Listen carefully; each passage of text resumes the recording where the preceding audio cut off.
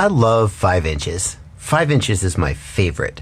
In fact, when I think about what I would like to have, if nothing else, for the rest of my life, it's 5 inches. But sometimes 5 inches is a little bit too much.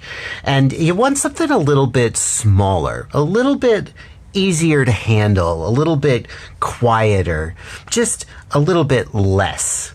And that's why next to 5 inches, 3.5 inches is just about my favorite.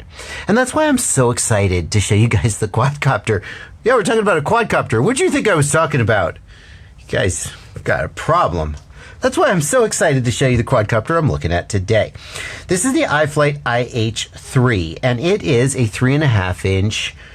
Well, it's kind of hard to know what, I was going to say freestyle rig, and you can fly it freestyle, but you can put a lithium-ion battery on it and kind of fly it like a long range, and it's not sub 250 grams, so if you really care about that, it's not going to solve your problem, but in some ways, I think it might turn out to be one of my favorite, not 5 inches quadcopters that I've ever seen. I'm Joshua Bardwell, and you're going to learn something today. The main reason that people go down from a 5 inch quadcopter to a 3 or 3.5 inch quadcopter is the 250 gram limit that the United States and many other countries have. And we got to get right out of the way at the beginning of this video that the IH3 isn't going to solve that specific problem. How much does it weigh? So the quadcopter itself weighs about 205 grams. And then, don't forget the props. Around 211 grams, and we take an 850 milliamp hour 4S, which is the smallest battery that's recommended to use with it, and we end up at 310 grams. iFlight also suggests that you can put closer to about 1,000 milliamp hour 4S on it, and that actually makes it fly a little bit more like a 5 inch because it increases the disc loading. The sort of weight of the quadcopter versus the area of its propellers has a big effect on the handling. And many smaller quadcopters have a lot more thrust to weight ratio, but actually they get kind of floaty and they don't sort of handle like you expect with a bigger quad. So some people are going to actually make this weigh even more than that to get more 5 inch like handling. And then you can also put like a 3,000 milliamp hour lithium ion pack in there, and that's going to come in at around 200 grams and just put the weight way up there. That's going to be more for long range cruising. The bottom line is this thing is not going to come in under 250 grams, not even in its lightest configuration. But if you are willing to fly something better, more than 250 grams, I think you actually get something really, really good. At least, usually. Let's take a look at this specific quadcopter. At first glance, there's nothing really radical about the design of the frame. We've got a single piece bottom plate and a top plate and a couple of standoffs, 4 standoffs, and that's basically it. Some thought has been given to durability. The bottom plate has curves in the places where stress is usually concentrated. An amateur mistake when designing a frame is to put sharp corners in there, and those sharp corners concentrate the stress at the corner and cause the plate to fail prematurely. It's a good thing that they've done that because if this frame does break, you're going to be basically disassembling the whole damn thing. You're not just going to be like undoing a screw and replacing the arm that broke. The whole bottom plate is a single piece. The motors are 1504 in size and 3100 kV. That kV is just about perfect for these 3.5 inch props with a 4S battery. The 1504 motor is just a little bit bigger than what I would call the previous sort of standard for this size class, which is a 1404. So it's a 1 millimeter wider in diameter. And that's going to give you just a little bit more torque and a little bit more response time on the props. That's especially important because the heavier quadcopters like this, the props will respond slower and will need a little bit bigger motor to give it that good handling. We're going to take it out and fly it, obviously, and we're going to see how the PID tune and how the motors handle. The flight controller is the iFlight Blitz F7 Mini. It is a 20 millimeter flight controller with an F7 processor on it. That F7 processor means you're going to have enough speed and capability to do pretty much anything Betaflight asks of the flight controller for the foreseeable future. It also has the ability to flash iNav to it. iNav is an alternative firmware to Betaflight that has a lot more autonomous flight capabilities. The quadcopter does come with a GPS unit on it, but Betaflight just doesn't have a lot it can do with a GPS unit other than report your location and speed and altitude. Betaflight has a very rudimentary return to home, but iNav has a whole lot of work put into return to home, position hold, and so forth and so on. So people who like that kind of flying will often prefer to install iNav. I'm not 100% sure whether this GPS unit has a compass in it. If we just look at the number of wires coming out of it, we should be able to tell. If it's 4 wires, then it doesn't have a compass. It doesn't. Okay, so since it doesn't have a compass, you won't get the full capabilities that iNav really wants to have a compass, whereas Betaflight's like, yeah, we'll just do it crappy, but we'll do it. And iNav's like, no, we need to do it right. Nevertheless, you could put iNav on this if you wanted to. The flight controller is pretty freaking good. The ESC is a BL Heli 32 ESC, which is really nice. A lot of times manufacturers will use BL Heli S in order to save a little bit of money. BL Heli S ESCs are perfectly capable of doing just about anything you would want to do, but when it comes time to tweak settings away from the defaults, BL Heli S is going to sort of be limited in what you can do, whereas BL Heli 32 is going to have a lot of ability to tweak those settings if you choose to do that. On a bind-and-flight quadcopter like this, I'm not sure how much advantage that is, since presumably iNav has delivered you a good flying quadcopter that shouldn't need to be tweaked from its defaults. But BL Heli 32, there's no question that it's like better on paper than BL Heli S. It's also worth pointing out that this exact same ESC, despite the fact that it's a 20mm ESC, this exact same ESC is used in iFlight's 5-inch bind-and-flies.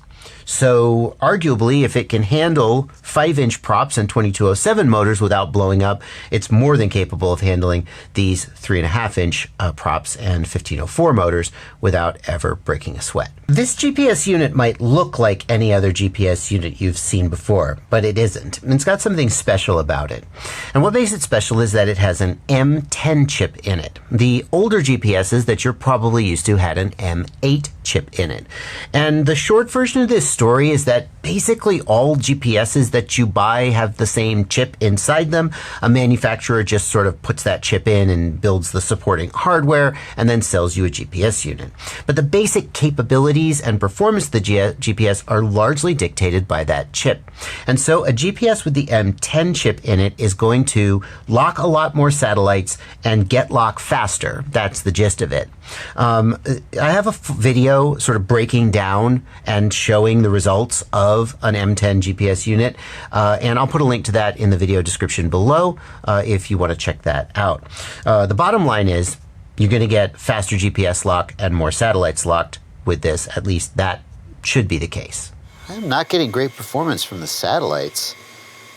I left it out here for a little while to get lock and download whatever it needed to do, and it should really be ready to go.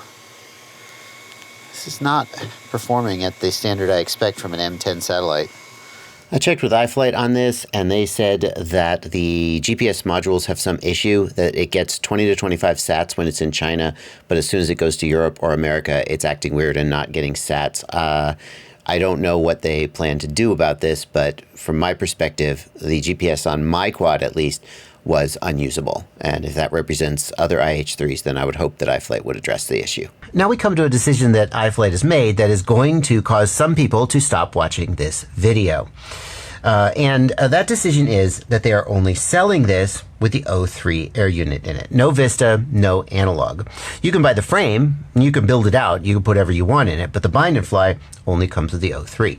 If you don't fly the O3, then let me suggest you check out my review of the Gep RC Smart 3.5. It is 3.5 inches. It's a great little freestyle ripper, and it is under 250 grams and can be ordered with the Vista or with analog. There's a link in the video description, and I guess, hey, keep watching if you're interested, but maybe that video is better for you if you don't fly the O3. Of course, the nice thing about the O3 is that the O3 can record high definition 4K, up to 4K 120 video on board the O3 Air unit. It has an SD card slot right here. And so, although you can put a GoPro on here or some other high definition cam, a lot of people aren't going to and don't really see a reason to do that. Because unless you're doing professional work, then the image quality of the O3 is fine. The main disadvantage, I think, of the O3 as an FPV camera is that it has relatively poor dynamic range. What that means is that shadows are dark and black and lack detail. That's how I personally experience it. Compared to an FPV camera, even like the original DJI camera or an analog camera, you can have much, much better dynamic range and low light sensitivity. The O3 is particularly weak at that. We do have the camera sticking out here a little bit. And frankly, this is one of the biggest downsides of the O3 to me, is the durability of the camera. The camera lens seems to scratch really easily. I strongly recommend, if you're going to fly the O3, GetBarC makes a set of like filters that go on the front of the lens, and Flywu make. I'll put links in the video description to where you can buy them. And they make ND filters, but even if you don't use an ND filter, they also make a clear UV filter, and I strongly recommend flying with one of those on the camera because it'll save you potentially from scratching your lens. And you can't buy the lens separately. You have to buy a whole new camera for like $100. I only just noticed this when I went out to fly. The screws that hold the camera in are impossible to tighten down in such a way that they hold the camera snug. The screw is fully inserted, will not go any more in without damaging the camera, and the camera can still move. It seems to me like iFlight has designed this to just sort of friction fit in place. To be fair, I don't think it moved any of the times while I was flying, so maybe that's good, but sure does seem weird to me. Next, we're going to take this quadcopter out and we're going to fly it. And yeah, in case you couldn't tell, I'm Joshua from the future. I wonder how this is going to end up. But before we do that, can I take a second to remind you that I have a Patreon. Patreon is a website where you can support me for as little as $2 a month or more if you feel like I've earned it. Just decide how much value you think you get from my content and pick a number. And then head on down to the link in the video description and subscribe. Patrons get access to my Discord server, which I'm told by the people on it, I undersell the Discord server. They tell me that it's one of the best resources in FPV for talking about FPV and getting your questions answered. Think about it. Who joins my Discord server? People like me who know a lot and want to help other people. Go figure. There's a lot of them out there, and most of them are on that server. So, if you want to join the Discord server, link in the video description. Join my Patreon. You want to just feel good because you like my content and you want me to keep doing it, link in the video description. Do my Patreon. All right, we have no satellites yet, but we're going to go ahead and put up an acro flight anyway. This is with an 850 milliamp hour 4S, the lightweight acrobatic performance trim. Here we go. And the first thing I'm curious about is the throttle position at which we hover, which tells us something about the thrust to weight ratio of the quad. iFlight's factory OSD setup doesn't have that, so I don't actually know the throttle position. It feels like we are at or below 50%. Let's do a little full throttle punch out here and see. That's not the best I ever seen, but not terrible. Certainly way better than the Flywu LR4 I just flew. Man, this wide angle view of the O3 really takes a lot of getting used to every time I fly it.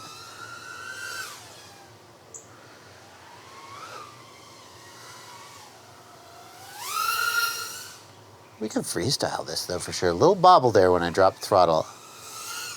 That's unfortunate. Can't decide if that's a beta flight thing I've been seeing. That other quad that was doing that little bobble was also an iFlight quad. Maybe it's an iFlight thing.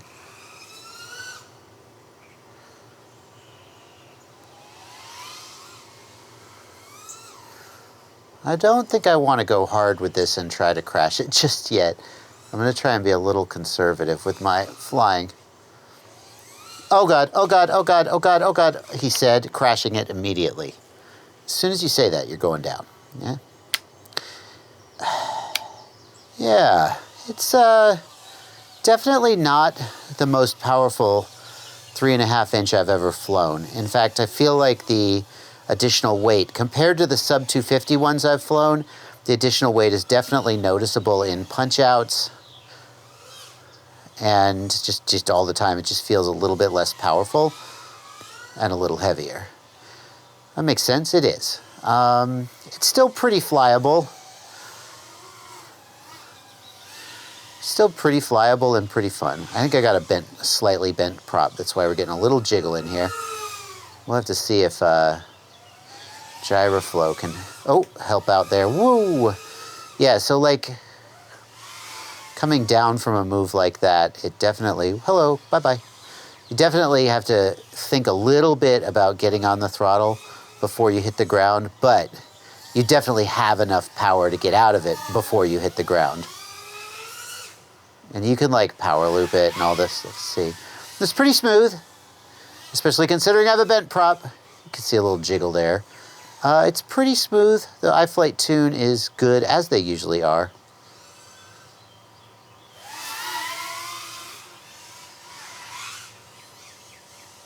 Okay, I'm gonna bring it in and try a new battery. Now you might expect in a test of a bind and fly quadcopter that I would do some kind of range testing, but it's pretty pointless to do that with this one because it's got the O3 air unit in it, and the performance of the O3 air unit with the DJI goggles is sort of well established. Like, it's got great range and penetration, but it's just gonna be the same for any quadcopter using the O3 air unit. So there's not really a point in trying to do a separate test on this specific one. The O3 has as good or better range and penetration than really anything else that you could use. That's the short version. The control link here is Express LRS. That's not the only control link you can get it with, but once again, the capabilities of that system are well established and they're really good. So whatever you're using, it's going to perform like that. I would suggest Express LRS or Crossfire as the longest range, best penetration links you could get. But obviously you're going to use whatever it is that you use. Now I want to try this with a 3000 milliamp hour lithium ion pack on it. This is going to be the configuration for longer range cruising and longer flight times. The weight of the battery pack alone is 200 grams. So we're going to see a significant reduction in agility. Let's see how it flies.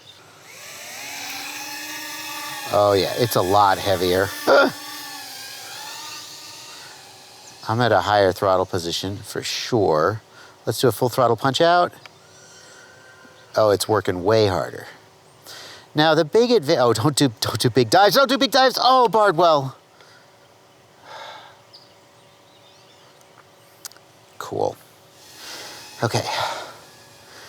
Let's fly this more like a 3000 milliamp hour cruiser than like a 850 milliamp hour freestyle quad. We can assume that we're not going to get as much flight time on this same battery pack if we compare this to something like the Flywoo Explorer LR. The Flywoo Explorer LR is a sub 250 gram, 4-inch quadcopter. And so it's lighter and has larger props, therefore it's going to be more efficient and get longer flight time. We can ignore this low battery warning because lithium ion packs can go all the way down to 2.5 volts at the absolute minimum. So this 3.5 volt threshold would actually need to be changed in the Betaflight power and battery tab if we were going to fly with this battery more often. Unfortunately, there's no way to tie that setting to the battery voltage that you plug in or to change it in flight. The only way to do it is to plug into the configurator and change the setting. So we can fly this down to at least 3.0 volts if we want to. For a perspective, the Flywoo Explorer LR advertises up to 30 minutes of flight time on this same battery. And people typically get at least 20 minutes. And I would expect that this quadcopter would get at least 10 minutes easily. In fact, let's just find out. Let's just find out. Let's just cruise around in the sky and I'll see you guys in a little bit and we'll see how long it flies for. Down to 3.3 volts. This battery should hang on for a little while longer.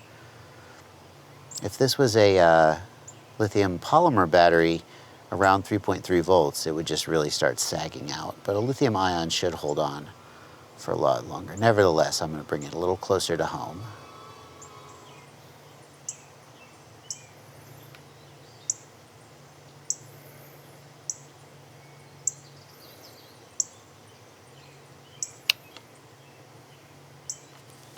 Bummer.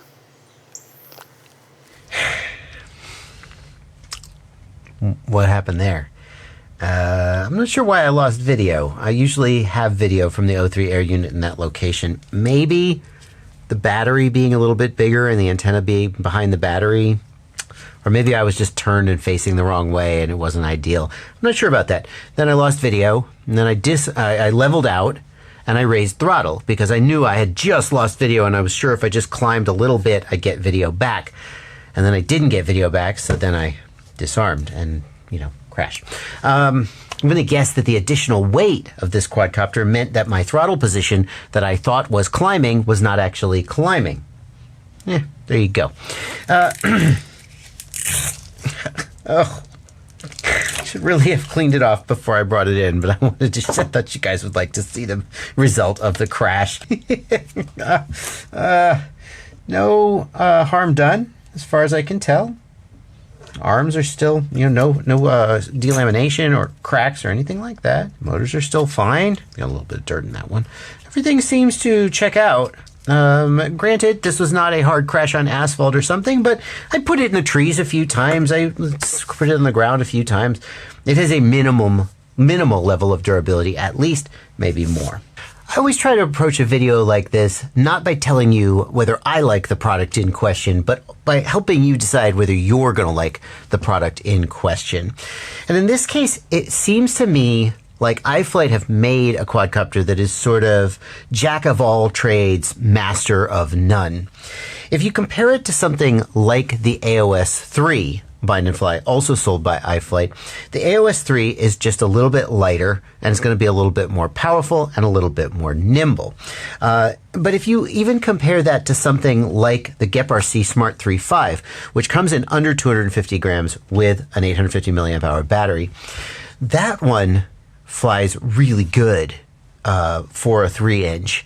And if you're looking for like a freestyle machine in that size and weight class, something like that would be my pick.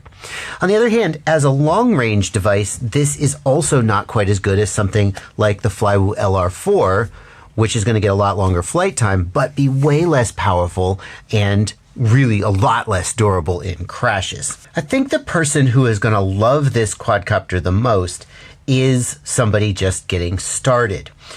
Should this be like your first quadcopter? I don't know if I would go that far, but I definitely think it's a contender.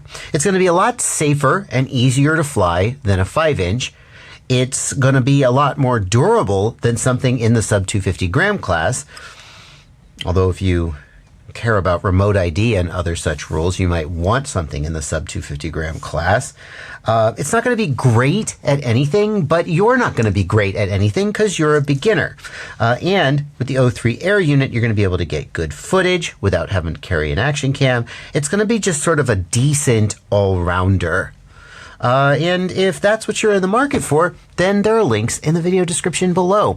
And those links are affiliate links. What that means is that when you click that link and make any purchase, I get a small commission. It's an easy way for you to support the channel and it doesn't cost you anything. Just find the affiliate link, click the link before you make any purchase at the affiliated vendor. But if you're still on the fence about whether this might or might not be right for you, the next video that I think you should check out is a video where I used the GEP-RC Smart 3.5 to try to learn to do a trippy spin. A trippy spin is a pretty difficult freestyle trick that I've always struggled with, and I was like, okay, I'm just going to keep trying this until I get it.